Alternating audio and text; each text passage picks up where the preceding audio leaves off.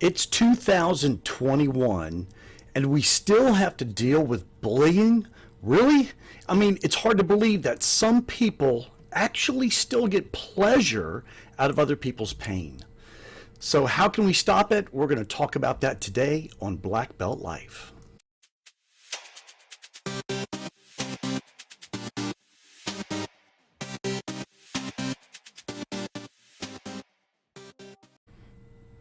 Hi folks, I'm Darren Myers and welcome to Black Belt Life. Today we're discussing the effects of bullying and how we can hopefully stop it or at least slow it down, at least stop it for you. It's a giant problem. It really is. And you know, when it doesn't happen to you, it's kind of a small problem. It's like, oh, you know, does that really exist? Does that really happen? But when it happens to you, you're going, this is a giant problem, okay? It affects people's lives, okay? Not only as a child or as you are, bullied, but it affects your lives in so many ways. And bullying is not just, it's not just a disagreement. It's not just an argument. This is hurting other people purposely with words or actions repeatedly over and over again. So, you may have a disagreement with somebody. Everybody does. Everybody, gets mad once in a while. But that's not necessarily bullying. Bullying is when somebody's constantly coming at you day after day after day. Why do they do that? Well, we're going to talk about that. And if you have any thoughts or comments, put them into our Facebook chat or Facebook feed there, or on YouTube Live. We have a comment section, and we'll answer your questions or give it a try, that's for sure. So bullies, the idea is they're trying to make someone feel bad or less than them in order for themselves to feel bigger or stronger. Because really, in their lives, they don't feel very confident. They don't feel very strong. They don't feel like they have a lot of self-worth. So what's happening to them is they are trying to find ways to increase their self-worth and make themselves feel better, give themselves some power. And when they can get to a person and make that person react, make that person cry, make that person, run or whatever, and tease them and things like that, that's where they get the power, because they've now made somebody else react. They've had the power to make that person do something that they tried to make them do. So now they feel stronger than that person does, and that first person, of course, feels worse because they were the victim of whatever act of bullying it was. And kids get bullied at school. They get bullied at school, in the gym, in the playground, on lunch, on the bus, even at home, sometimes. And it's a sad thing. It really is, and it has such a long-term effect on kids if it doesn't stop and if it doesn't get handled. I know I myself, I was bullied year after year after year. I had this same guy in my gym class. It seemed like every single year, and he always picked on me. He always gave me a hard time. And I'm going to tell you what happened to later on, but it was to the point where I loved gym class, but I started to hate it. I started to hate going because I knew this guy was there and I knew he was going to pick on me. So I can remember going into the gym sometimes going, I hope he's absent today. I hope he's absent today. And then he wasn't, and the same thing happened. So but it continuing bullying leads to like low self-esteem. Sometimes kids' grades start dropping, and in the long term, maybe higher rates of things like depression, and even to the point of things like suicide. So yes, is it a big problem? It's huge. And for some, this can become a conditioned behavior into their adulthood. So they become bullies themselves in their relationships, in their jobs, because that is what they learned as they grew up. That's the only type of interaction that they had as children. So what did they learn to do? They learned to do it to others. We have a tendency to copy the people that are important to us, that we looked up to, or that we have to follow, in our lives. we have a tendency to copy their actions. So if the actions don't have compassion, if the actions are bullying type of actions, then yeah, they're going to copy that. Now, most often though, bullies aren't bad people necessarily. They're human beings, but they're hurting. They're lacking love, they're lacking compassion, they're lacking empathy and understanding in their own lives. They have these giant emotional voids that they don't know how to fill. And their self-worth is very often very, very, very low. And the only way they know how to fill that emptiness is by making others feel bad and by hurting others by either physically or emotionally. They gain power over others by making them react to what the bully is trying to do to them. So it's an action that has to get a reaction from the victim. And adults get bullied as well. I mean, they get bullied by neighbors. They become afraid to talk to their boss or their coworkers, or even dread going to work every day. And that leads maybe sometimes to poor work productivity, and maybe then a job loss, and just a whole set of things that are going to happen in their lives that just keep tumbling downward and spiraling downward into even depression. They could be bullied in their marriages and other relationships. So people usually are going to pick on others that are different, either physically, socially, or emotionally. And a lot of times they'll tease and taunt them if they're short, if they're tall, if they're skinny, if they're fat, if they're average, if they're short hair, if they got long hair, if they got red hair, if they got no hair, no comments. Okay, if they have acne, if they have moles or scars, anything that's different. And they also pick on them if they're shy, if they're quiet, if they're reserved, if they're withdrawn. Things like that make them an easy target. So many people bully others because they're trying to fit in. They're trying to become cool and trying to be part of the group. And bullying someone else and making them react to their taunts gives the bully a sense of power, sense of accomplishment, sense of being a stronger person than the person they just hurt.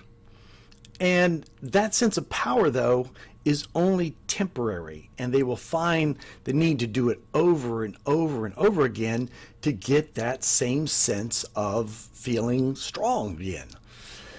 And it's sad that as children and teens, we try so hard to fit in and be part of the group until about the time we finish school. Then we spend the rest of our days and careers trying to be different, trying to be unique, and trying to be special individuals. And isn't that what we were in the first place? We were different, but that's why we got picked on. So is being part of the group and that peer pressure so important? Unfortunately, it is when we're kids. It really is. We want to be part of something. So what we need to do is we need to work with our children and show them that the differences between us are what make us all so fascinating and our world so diverse. It's our differences that make us human, that make us individuals, that make us unique. And that's what we need to express and enjoy and celebrate, not tease and put down and bully and make people feel bad because they have something different. All right. How do we stop this from happening? Well, we have to work together to recognize and appreciate the things that make us different from one another. And we must treat others in ways that build trust and build respect. There are a lot of anti-bullying techniques out there. What they all come down to is really trying to disarm the bully. Okay? In other words, taking away the one thing that makes the bully feel powerful, and that is our reaction to what he's doing, our response to the bully's taunts and tactics to make us feel less. Is that easy to do? Absolutely not. So, but take for instance, when a bully teases you about your size, your hair, or lack of it, or the color of your skin, he's looking for a reaction from you, a sign that he has won this conflict of words or actions, and he wants to get you to cry, to get angry, to fall down, to pout, to run off. Anything that shows him his power has overcome yours. Now, in order to take away the bully's power, you have to get rid of your reaction to his insults. How do you do that? There's a book called Verbal Judo, written many years ago, that states when you react, the event controls you. When you respond, you're in control. Think about that.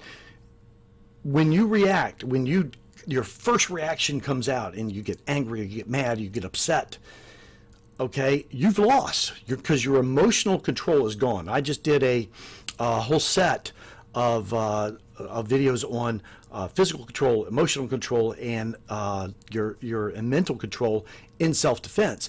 And that one on emotional control, that's what that's about, is you have to have emotional control in a situation. That is not easy, okay? It takes work. It takes focus. It takes confidence. But it goes back to that old thing of sticks and stones may break our bones, but words will never hurt us. Okay, well, words can hurt us, no doubt about it. But we have to develop a stronger skin. We have to develop the ability to let it go off of us and let it just slide by, and then try to be in control of ourselves and control the situation. Judo, for instance, uses the energy of a person's attack and redirects it in a way that returns the energy back to them. So if the person punches or they grab, the harder they punch or grab, the harder they're going to get thrown or hit the ground.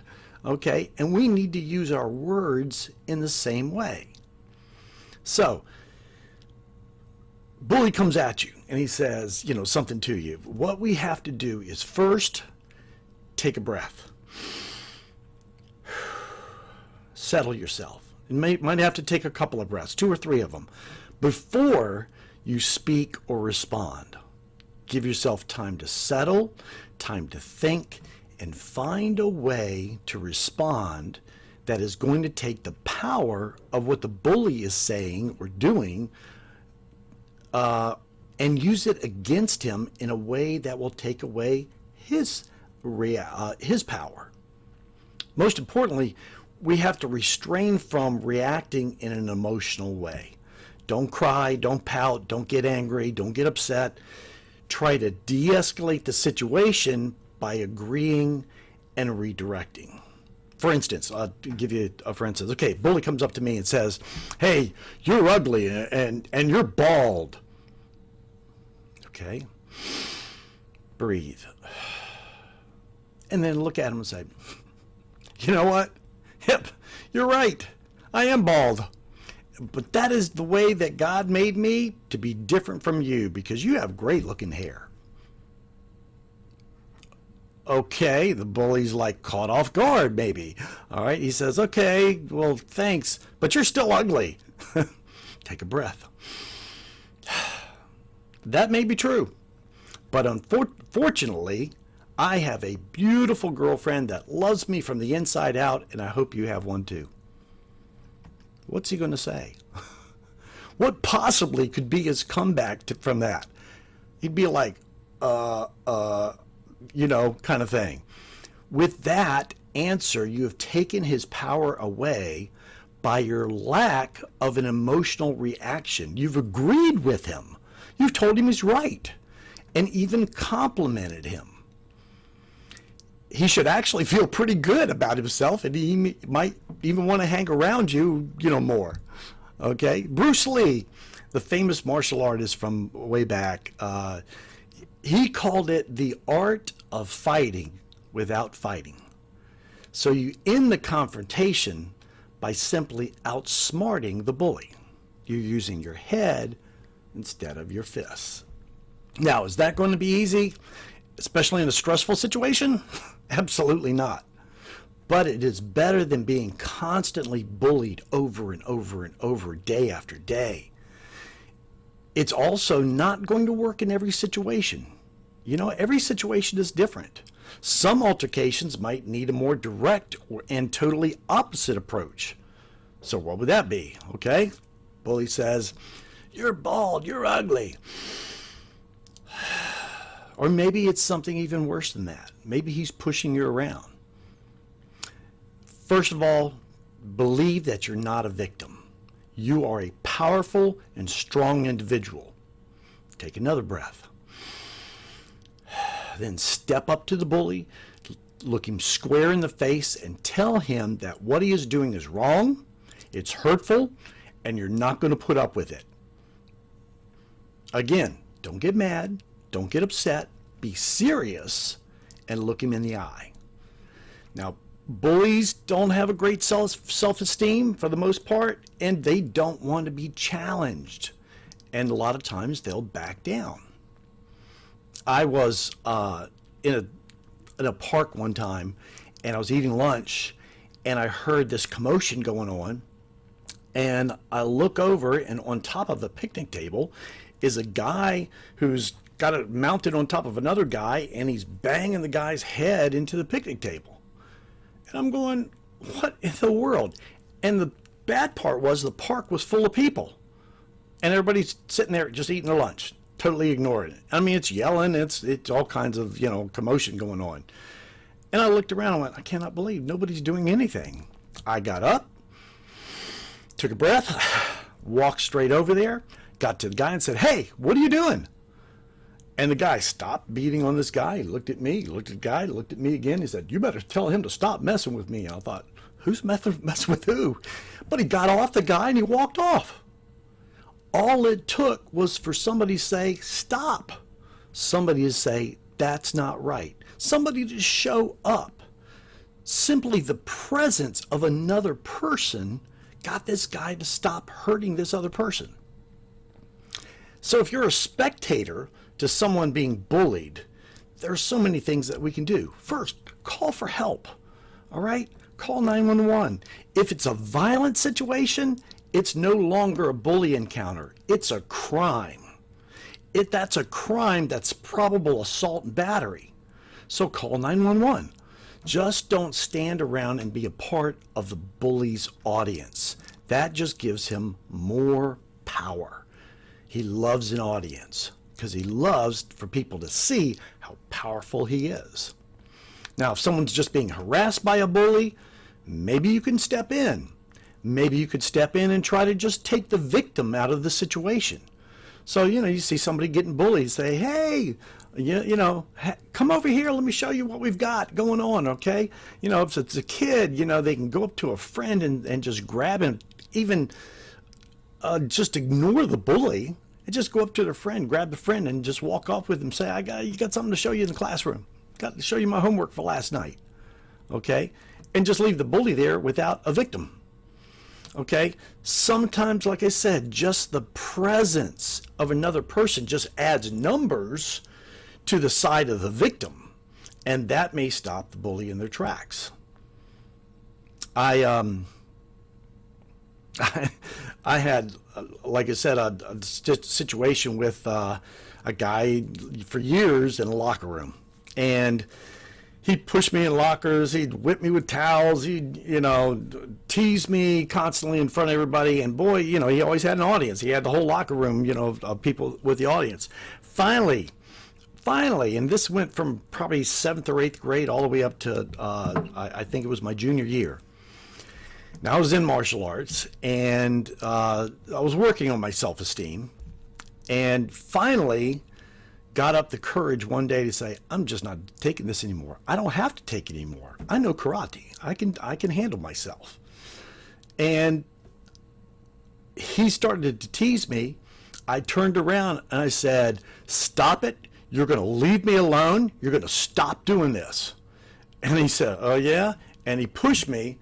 And unfortunately, I reacted and I punched him. But I did it in a not trying to start a fight type of way, just trying to stop him. Hit him right in the solar plexus, dropped him. Okay? Everybody laughs at him.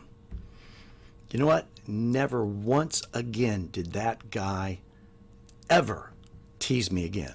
Matter of fact, he kind of became somewhat of a friend. All right? I mean, I was like his buddy now because I was tough. Okay? I'm not saying that hitting somebody or violence is the answer, but sometimes you have to stand up to them. You have to get in their face and say, this isn't right. Now, there's no one right answer on how we can stop bullying. We can, however, do things to stop being a victim. Bullies will always prey on people that look weak, that look shy, that act shy, that lack confidence. We have to decide to change that. And that's the one thing we're in control of. We're not in control of the bully, but we are in control of ourselves. Is that going to be easy? Of course not. To change anything about ourselves is not easy. It's not easy to get a college degree. It's not easy to, find a better job. It's not easy to, get in shape. Will it be worth it? Absolutely. Absolutely. As a matter of fact, it may change a great deal of things in your life. You have to start believing in you.